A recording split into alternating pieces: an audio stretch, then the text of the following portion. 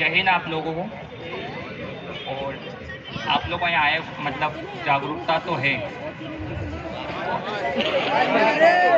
आवाज आ रही नहीं आ रही?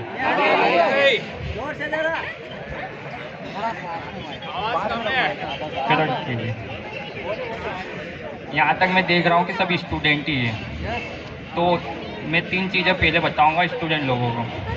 आप लोगों को पहले तो किसी भी पॉलिटिक्स से न्यूट्रल होना चाहिए। आप लोगों के माइंड में किसी भी सत्ता पार्टी का विचार नहीं होना चाहिए। स्टूडेंट के मतलब ही होता है न्यूट्रल, तार्किक बातें। किसी की पार्टी को बिना विचार के उसका पक्ष लेना मतलब सोच लो कि आपका गलत विचार भी हो सकता, पार्टी का भी गलत विचार हो सकता। और पहली बात तो आप लोग स्टूडेंट हो तो जागरूकता तो होनी चाहिए, क्या सही क्या गलत, क्या तार्किक अतार्किक, है ना।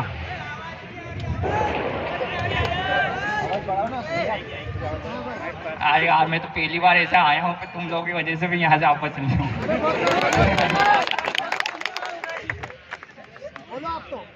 तो आप लोगों को पहली बात तो जागरूकता होने क्या सही क्या गलत।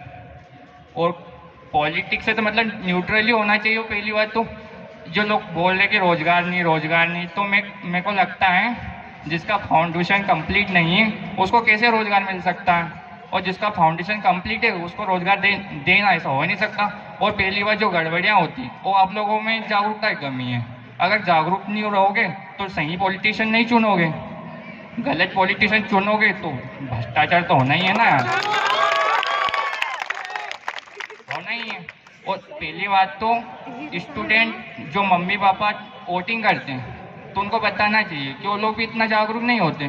फिलहाल जो बीजेपी गवर्नमेंट है तो माता जी उनको जो पैसे दे रही हैं तो उनको बोलना चाहिए पैसा शिक्षा पे अगर उस पर कर दिया होता ना तो मेरे को लगता है ये हालात नहीं होते हैं।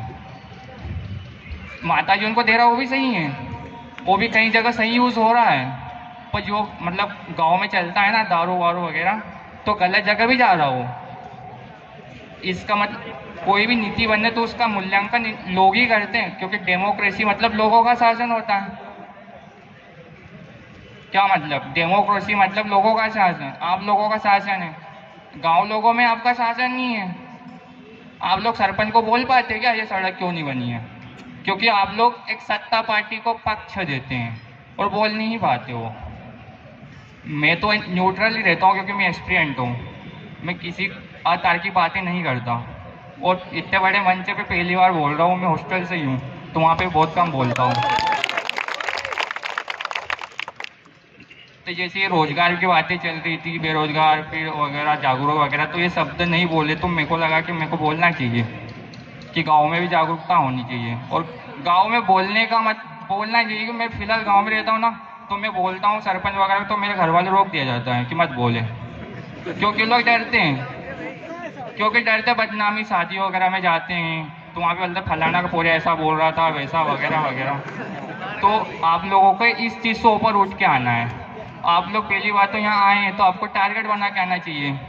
3 साल में मेरे को लेकर निकलना है, तो आप लोग यहाँ 7-7 साल से पढ़े हो।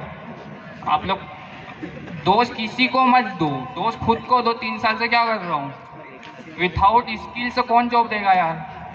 अपनी जीडीपी 3 ट्रिलियन है, 140 करोड़ लोग यहाँ रहते हैं, किस किस को जॉब अफोर्ड करेंगे बताओ ना। हर घर से स्टूडेंट सरकारी जॉब थोड़ी लेके निकल सकता, प्राइवेट सेक्टर को भी तो उठाना होगा। अब यहाँ पे सीबीएसई बोर्ड के जो बच्चे रहते हैं वो सरकारी जॉब तो कभी देखते ही नहीं है, वो प्राइवेट सेक्टर में उठने की कोशिश करते हैं क्योंकि उनके पास स्किल है। स्किल वो कभी बीए नहीं करते अपने जैसे, वो भी जाते भी गवर्नमेंट में कॉलेज तो वहाँ पे एमबीए वगैरह करते हैं। और फिलहाल जो भी मतलब यूट्यूबर है ना बड़े बड़े जो चाय वाला तुम जानते हो, वो सब एमबीए करे हुए हैं, वो बड़े बड़े बच्चों हैं, मतलब उनके फैमिली बैकग्राउंड बहुत बड़ा है। और आप लोगों को यहाँ सरकारी नौकरी, अरे पहले स्किल पे तो काम करो।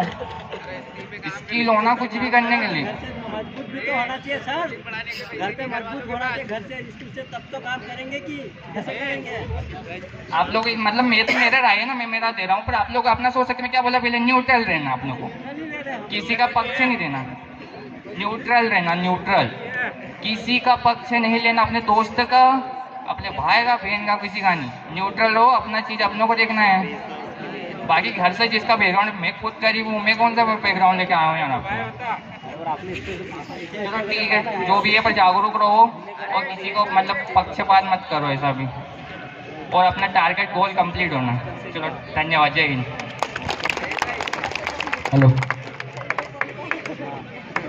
बहुत शानदार भाई, अच्छा है वो, आपने सही कहा।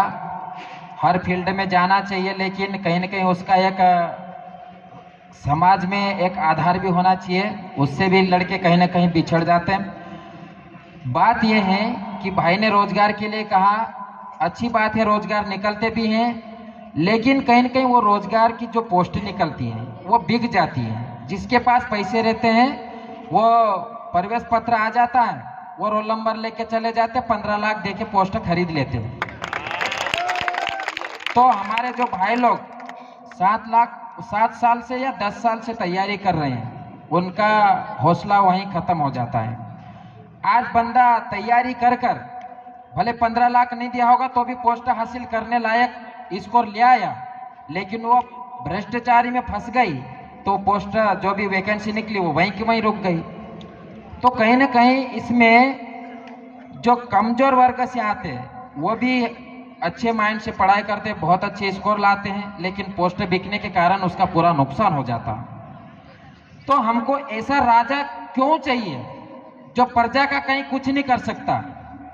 उसकी बीवी अलग पोस्ट बेचे, उसका लड़का अलग पोस्ट बेचे, उनका जो मेन मुखिया अलग पोस्ट बेचे। ऐसे राजा की जरूरत नहीं है इस प्रदेश में।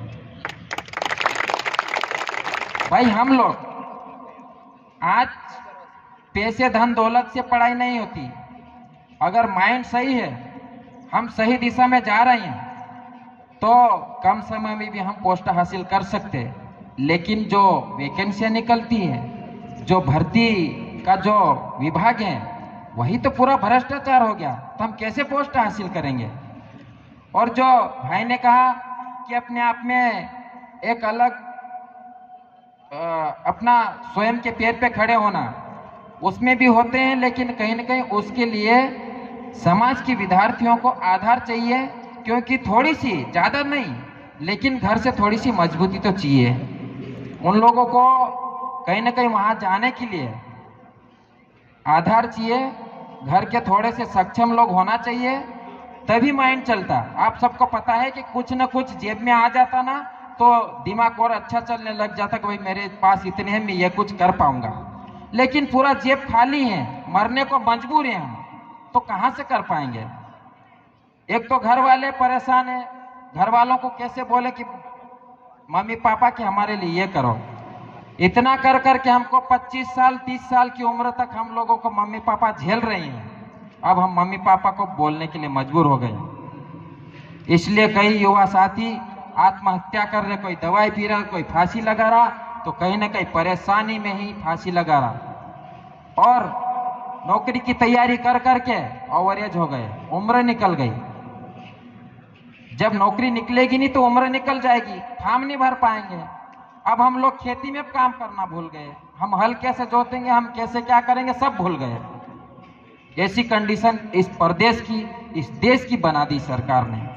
हमने ऐसा बेकार राजा चुन दिया जो प्रजा का कोई भला नहीं कर पाया। तो हम लोगों को सारी चीजों को ध्यान में रखते हुए चलना ही पड़ेगा।